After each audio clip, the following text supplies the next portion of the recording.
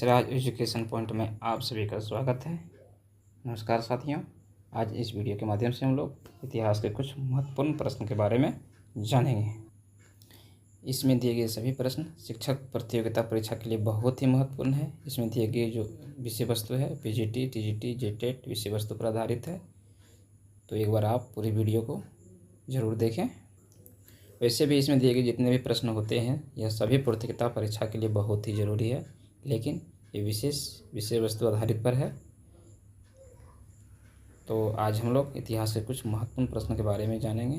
अगर आप अभी भी चैनल पर नए हैं तो चैनल को सब्सक्राइब करें और वीडियो को देखते देखते वीडियो के नीचे दिए गए बेल आइकन पर क्लिक ज़रूर करें, ताकि हमारी सारी वीडियो सबसे पहले आप ही तक पहुँचे।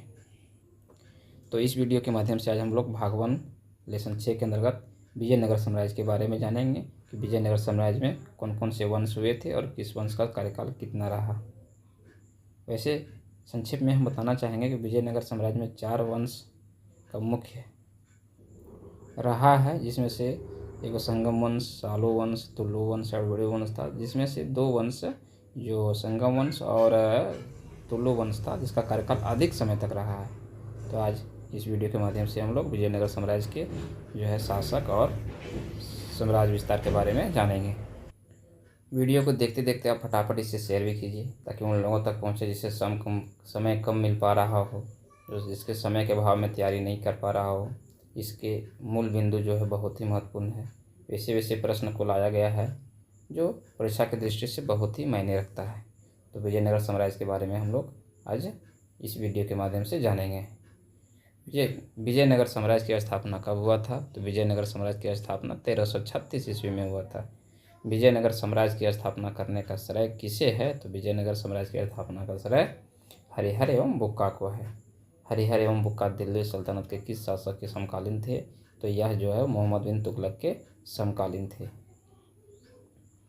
हरिहर एवं बुक्का वारंगल के किस वंश के अधीन कार्यरत थे? तो हरिहर बुक्का जो है काकतीय वंश के अधीन कार्यरत थे, जो वारंगल के शासक थे। वारंगल की पराजय के बाद हरिहर एवं बुक्का कहाँ चले गए? तो वारंगल की पराजय के बाद जो है हरिहर एवं बुक्का जो है काम्पिल चले गए थे, और फिर वहाँ से उसे बंदी बनाकर दिल्ली लाया गया और दिल्ली में उसे मुस्लिम में परिवर्तित किया गया था।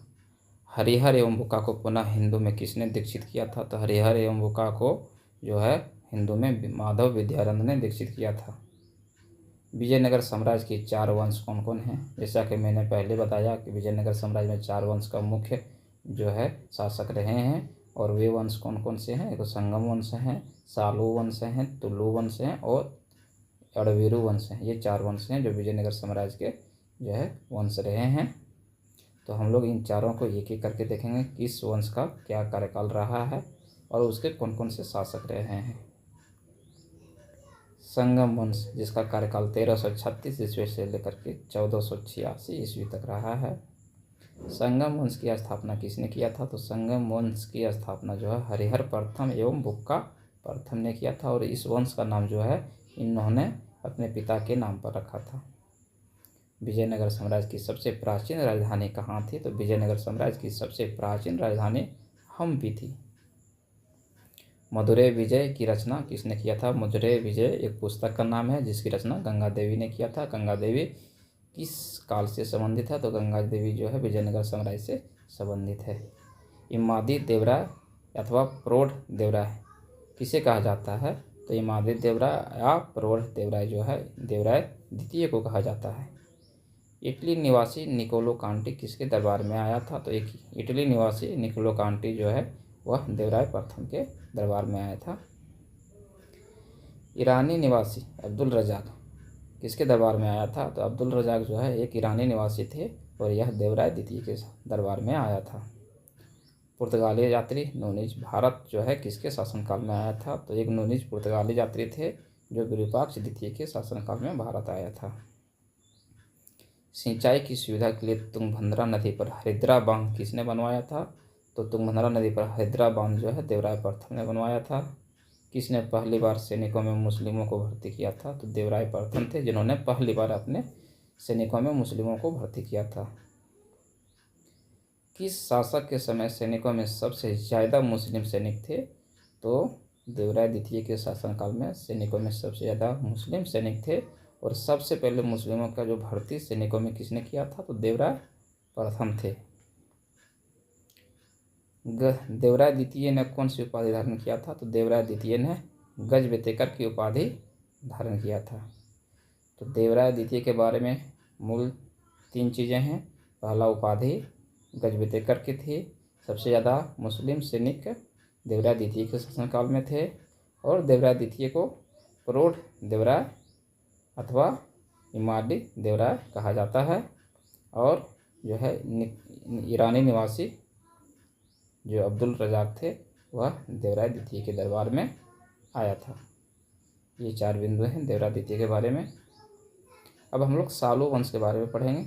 सालू वंश का कार्यकाल ज़्यादा नहीं रहा, लेकिन फिर भी 1486 से लेकर 1505 ईस्वी तक अर्थात 19 वर्षों तक शासन रहा। कोई ज़्यादा नहीं रहा। लेकिन सालू वंश की स्थापना किसने किया था? तो सालू वंश की स्थापना सालू नरसिंह ने किया था। और सालू वंश के जो महान शासक थे वह इमादी नरसिंह थे। और कुछ ज़्यादा इस वंश के बारे में नहीं है। इसके बाद तुल्लू वंश आया। तुल्लू वंश जो है का कार्यकाल जो है 1505 से लेकर 1570 ईस्वी तक रहा। और इस वंश के सबसे महान शासक कृष्णदेवराय थे, जिसे आंध्र भोज भी कहा गया है। तो तुल्लु वंश की स्थापना किसने किया था? तुल्लु वंश की स्थापना वीर नरसिंह ने किया था।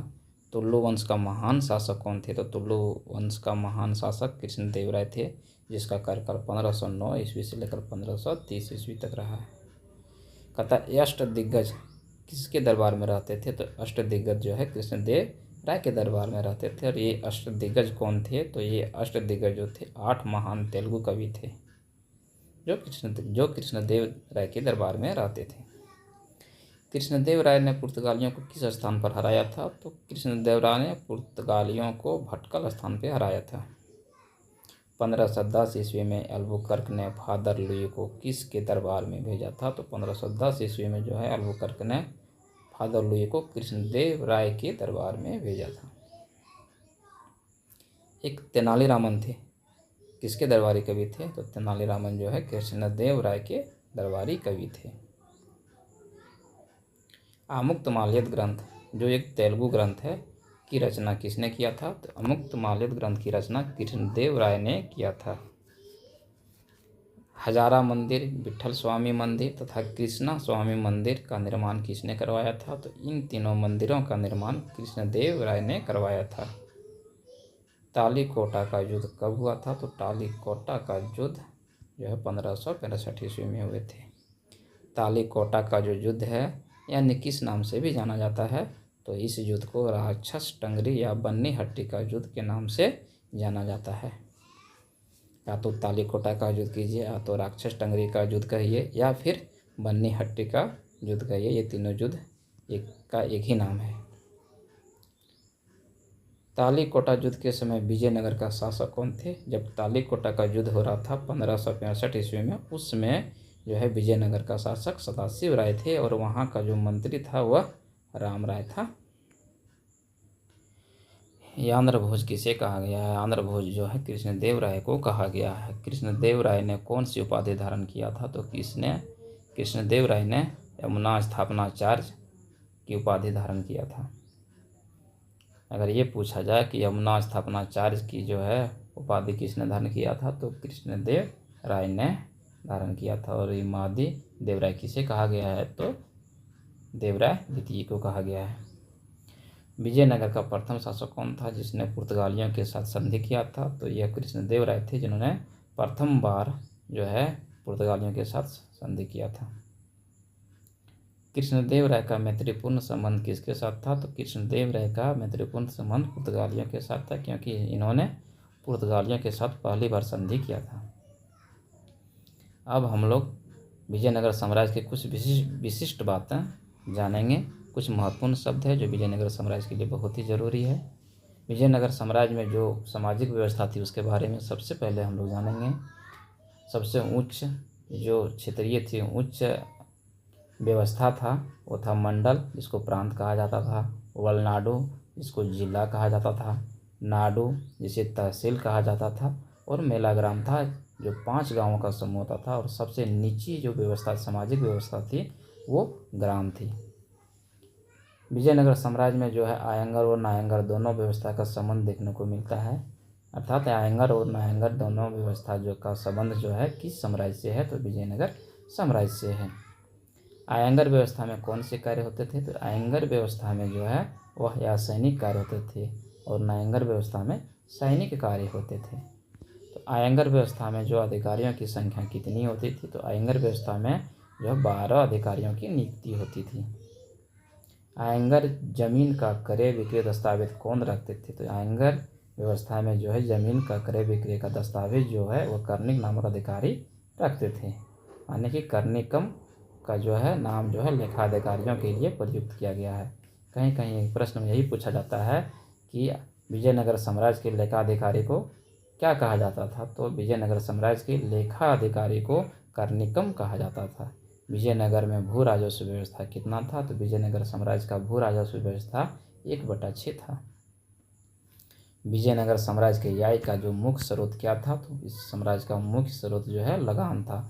विजयनगर साम्राज्य में विवादों के समय कौन सी पुस्तकों का सहारा लेते थे, तो विजयनगर में विवादों के समय 3 पुस्तकों का सहारा लेते थे। वे कौन कौन से हैं, वे हैं आज्ञवल्क्य स्मृति, पराशर स्मृति तथा भाष्य जो विद्यारण्य द्वारा लिखा गया है। ये तीनों जो है विजयनगर साम्राज्य में विवादों के समय सहारा लेते थे। विजयनगर साम्राज्य में दासों को क्या कहा जाता था, तो इस साम्राज्य में दासों को वेशक कहा जाता था। विजयनगर में दास क्रय विक्रय जगह को क्या कहा जाता था, तो विजयनगर में जहाँ दास का क्रय और विक्रय जहाँ खरीदी और बेचा जाता था उस जगह को वेश्वक कहा जाता था। विजयनगर में चित्रकला की कौन सी शैली विकसित थी, तो विजयनगर में चित्रकला की लिपादी चित्रकला जो है शैली विकसित। यह एक अद्भुत चित्रकला था जिसमें मनुष्य का तो चित्र रहता था, लेकिन उसकी आंखें जो है मछली की आंख की तरह बनाया जाता था। इसलिए विजयनगर में चित्रकला की कौन सी शैली विकसित था, तो लिपादी चित्रकला। विजयनगर साम्राज्य में कौन सा त्यौहार मशहूर था, तो विजयनगर साम्राज्य में यक्षगान जो त्यौहार है बहुत ही मशहूर था, और इसके महान संगीतज्ञ थे कौन, तो एक कृष्णदेव राय और एक राम राय, दोनों बहुत ही ये इसके प्रेमी थे। विजयनगर साम्राज्य में यमरम क्या थी, तो विजयनगर साम्राज्य में यमरम एक जागीर व्यवस्था थी। विजयनगर में कौन सी मुद्रा प्रचलित थी, तो विजयनगर साम्राज्य में जो मुद्रा प्रचलित थी वह वराह थी जो 52 ग्रेन का होता था। विजयनगर के मंदिरों में रहने वाली स्त्रियों को क्या कहा जाता था, तो विजयनगर में मंदिरों में रहने वाली स्त्रियों को देवदासी कहा जाता था, अर्थात मंदिरों में देव रहते थे और उसकी जो सेवा करने वाली दासी को दासी यानी कि देव का दासी देवदासी कहा जाता था। विजयनगर में सैनिक विभाग के प्रधान को क्या कहा जाता था, तो विजयनगर में सैनिक विभाग के प्रधान को कदाचार कहा जाता था। विजयनगर में उबली रक्त कोड्डगे कुट्टकी क्या था, तो यह एक भूमि व्यवस्था थी। विजयनगर की मुद्रा को क्या कहा जाता था, विजयनगर की मुद्रा को पैगोडा कहा जाता था। डोमिंग पायस और बारबोसा किसके दरबार में आया था, तो ये दोनों कृष्णदेव राय के दरबार में आया था। डोमिंग पायस एवं बारबोसा कृष्णदेव राय के दरबार में आया था। विजयनगर साम्राज्य की प्रमुख विशेषता क्या थी, विजयनगर साम्राज्य की प्रमुख विशेषता केंद्रीय सचिवालय का होना था। और अगर कुशल प्रशासनिक सेवा के बारे में बोला जाए और अगर पूछा जाए तो वे शेरशाह सूरी का था। विजयनगर में भू राजस्व को क्या कहा जाता था, विजयनगर में भू राजस्व को शिष्ट कहा जाता था। शिष्ट क्या था, विजयनगर साम्राज्य का भू राजस्व। विजयनगर साम्राज्य कैसा था, तो विजयनगर का साम्राज्य राजतंत्रात्मक था, अर्थात राजा ईश्वर तुल्य होता था। विजयनगर में भू राजस्व एकत्रित करने वाले विभाग को क्या कहा जाता था, तो विजयनगर में भू राजस्व एकत्रित करने वाले विभाग को यठवने कहा जाता था। सैनाचार्य किसके दरबारी कवि थे, तो सैनाचार्य बुक्का प्रथम के दरबारी कवि थे। लिपादी चित्रकला में मनुष्य की आंखें किस तरह बनाई जाती थी, तो लिपादी चित्रकला में मनुष्य की आंखें मछली की आंख की तरह बनाई जाती थी। विजयनगर में सिटी या चेट्टी क्या था, तो विजयनगर में सिटी या चेट्टी जो था वह विजयनगर राज्य के व्यापारी वर्ग में प्रमुख समुदाय था। यक्षगान के महान संगीतज्ञ कौन थे? तो यक्षगान के महान संगीतज्ञ जो थे वह कृष्णदेव राय और राव राय थे। ये दोनों यक्षगान के महान प्रेमी थे। विजयनगर जो है और बहमनी के बीच विवाद का कारण क्या था? तो हमेशा विजयनगर और बहमनी साम्राज्य के बीच में जो है विवाद होते रहता था, लड़ाई झगड़ा होते रहता था, जिसका प्रमुख मुख्य कारण जो था वह तुंगभद्रा के दोआब का क्षेत्र था, कृष्णा गोदावरी का डेल्टा का क्षेत्र था और मराठावाड़ा प्रदेश का क्षेत्र था। मराठावाड़ा प्रदेश जो है कोंकण क्षेत्र में पड़ता था। ये तीनों जगह जो है बहुत ही उपजाऊ भूमि थी और इसी को लेकर के विजयनगर और बहमनी राज्य के बीच विवाद का कारण हमेशा बना रहता था। अब हम लोग अंतिम वंश एडविडियो वंश के बारे में जानेंगे। उसका विशेष कुछ महत्व नहीं है, फिर भी हम लोग उसके बारे में जानेंगे। एडविडियो वंश का स्थापना किसने किया था? तो एडविडियो वंश की स्थापना जो है तिरुमल ने किया था। एडविडियो वंश का कार्यकाल कब से कब तक रहा? तो इसका कार्यकाल 1570 से लेकर के 1670 या 72 ईस्वी तक माना जाता है। हमारी वीडियो आपको कैसी लगी आप हमें कमेंट के जरिए बताइए और हमारे वीडियो आपको आप लाइक और शेयर करते रहें, क्योंकि लाइक और शेयर करने में आपको पैसे नहीं लगेंगे, लेकिन उससे हमारा मनोबल बढ़ते रहेगा। ज़रूरी नहीं है कि वीडियो को लाइव पढ़ाया जा सके, लाइव पढ़ाया जाए या तो लाइव देखा जाए। ज़रूरी यह है कि इस वीडियो के माध्यम से आप कितने प्रतिशत सफलता हासिल करते हैं। वीडियो में वैसे ही प्रश्न होते हैं जो सफलता के लिए बहुत ही सटीक और बहुत ही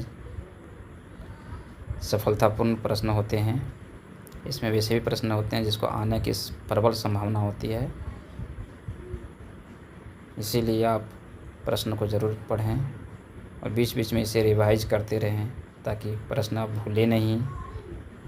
वीडियो बनाने का मतलब यह नहीं रहता है कि सिर्फ लाइक शेयर और कमेंट को बटोरें। वीडियो बनाने का सबसे महत्वपूर्ण जो है मेरा विचार है वह यह है कि कितनी जल्दी जो है लोगों को सफलता मिले, लोग अपने मुकाम पे पहुँचे और कितनी प्रश्न जो है एग्ज़ाम परीक्षा में उसे लड़ जाए। इसीलिए वीडियो में वैसे ही प्रश्न समाहित किए गए हैं जिसको परीक्षा की दृष्टि से बहुत ही महत्वपूर्ण माना गया है। तो आप वीडियो को ज़रूर देखें और हमें नहीं लगता है कि इस वीडियो में बनाए गए के अलावा और भी कोई कठिन प्रश्न होंगे। अगर कुछ प्रश्न छूट जाते हैं तो उसको भी हम अगले वीडियो में समाहित करके लाते हैं। तो आप आशा करते हैं कि आप वीडियो को लाइक और शेयर करेंगे और फिर मिलते हैं अगले वीडियो में। तब तक के लिए जय हिंद।